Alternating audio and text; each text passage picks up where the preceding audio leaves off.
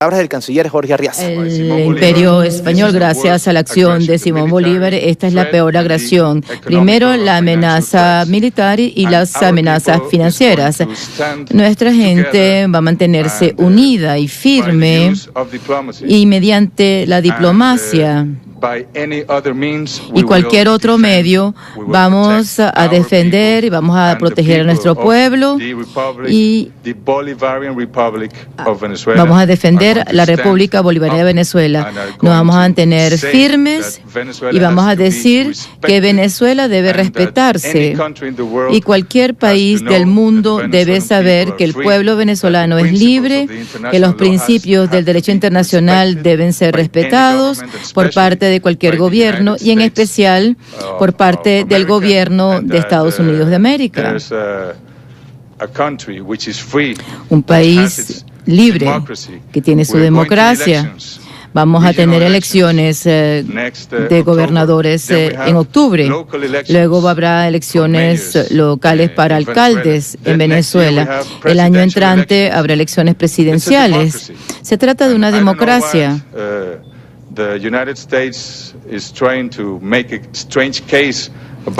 Es muy raro lo que quiere hacer Estados Unidos y lo que quiere decir acerca de nuestro país, pero estamos claros, nosotros vamos a defender nuestro pueblo, nuestra democracia, con todos los medios disponibles. Muchísimas gracias. ¿Y qué respuesta tiene Venezuela a estas sanciones y además de la reunión con el secretario general, qué otras actividades tiene previsto o ya realizó acá en Naciones Unidas?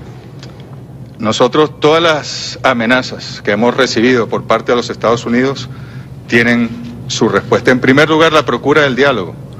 Hablando se entiende la gente civilizada. La imposición de sanciones o la pretendida imposición de sanciones, como también las amenazas militares, corresponden a la política no civilizada.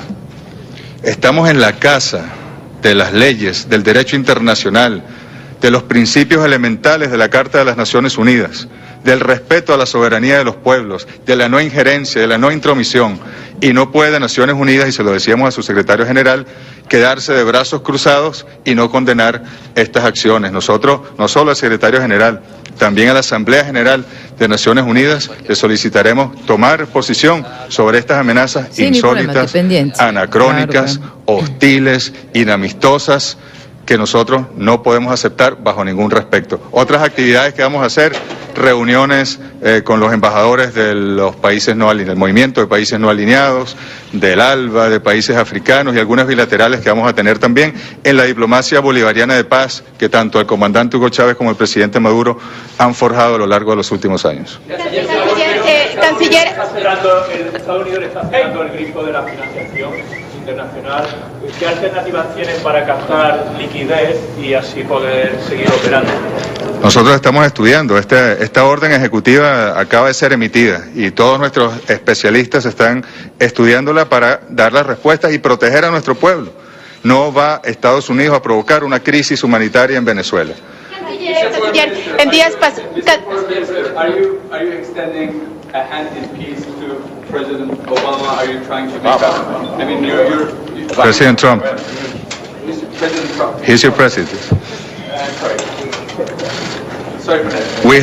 We have always extended since hemos extendido nuestra mano con el presidente Clinton, Bush, Obama y el presidente Trump. Siempre hemos extendido no solamente nuestra mano, sino nuestros brazos, nuestras almas, para unas relaciones de respeto mutuo con Venezuela y el resto del mundo. General de Naciones Unidas en días pasados criticó se puede decir, las intenciones de Estados Unidos de una intervención militar en Venezuela. Usted tuvo la reunión el día de hoy con el secretario general. ¿Cuál fue la posición al respecto? ¿Hablaron sobre el tema? ¿Qué va a hacer Naciones Unidas para restablecer, como ha pedido el secretario general, el diálogo entre el gobierno y la oposición? El secretario general efectivamente condenó, como lo hicieron incluso los países que visitó el vicepresidente de Estados Unidos, Mike Pence, que son países que tienen diferencias con Venezuela en la región y sin embargo Colombia, Panamá, Chile, claramente le dijeron al vicepresidente de Estados Unidos que las intervenciones y amenazas de uso de la fuerza en la región latinoamericana y caribeña no tienen cabida en el siglo XXI.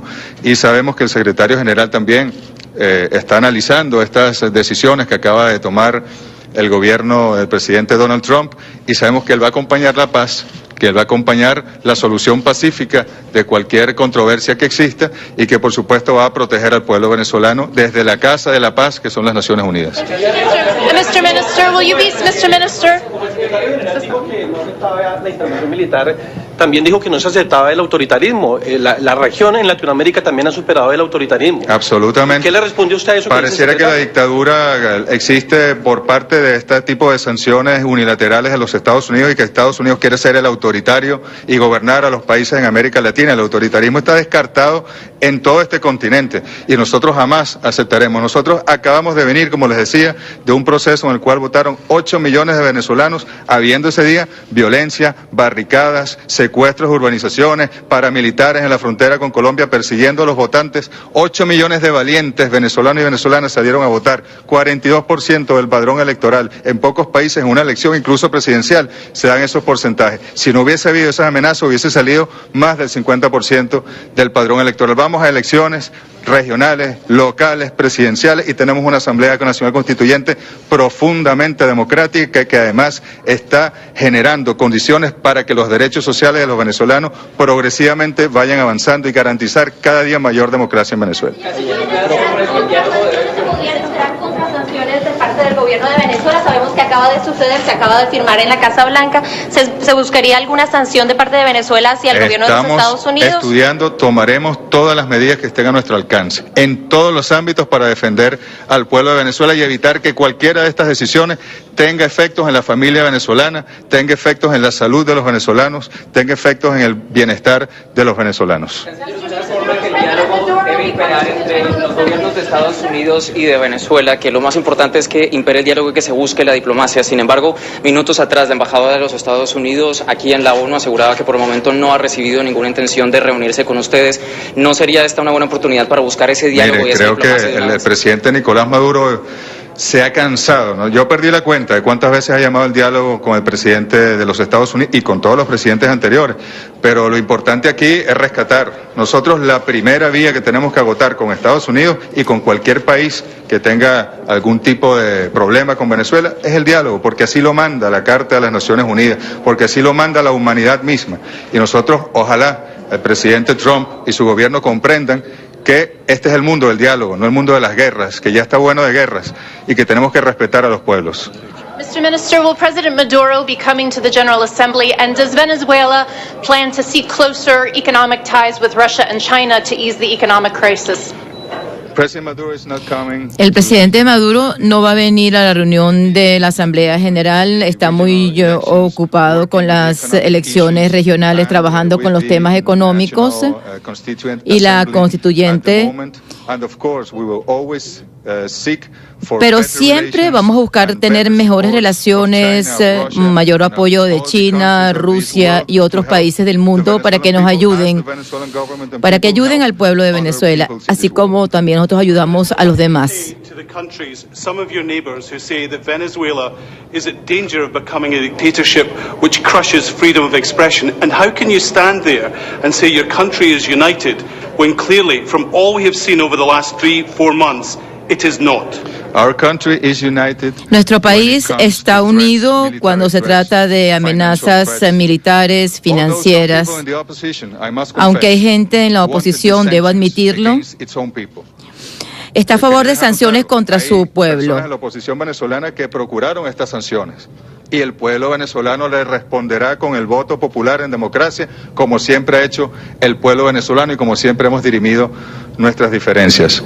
And of course, we are also promoting the dialogue. Promovemos el diálogo con nuestros vecinos en la región.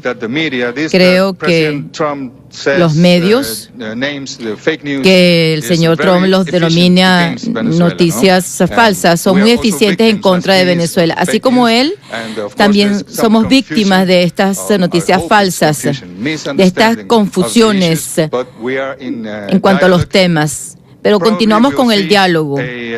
Quizá haya una cumbre, una reunión de los gobiernos de la región para ayudar al pueblo venezolano, para rechazar de manera absoluta estas amenazas militares por parte de Estados Unidos, las amenazas financieras, y para ayudar al diálogo interno que está actualmente produciéndose en el país. Estados Unidos que no va a parar las sanciones hasta que no sucedan dos cosas: que se liberen a los presos políticos y que se reconozca a la Asamblea Nacional. ¿Cuál es la respuesta? Lo primero que tiene que hacer los Estados Unidos es respetar los asuntos internos venezolanos.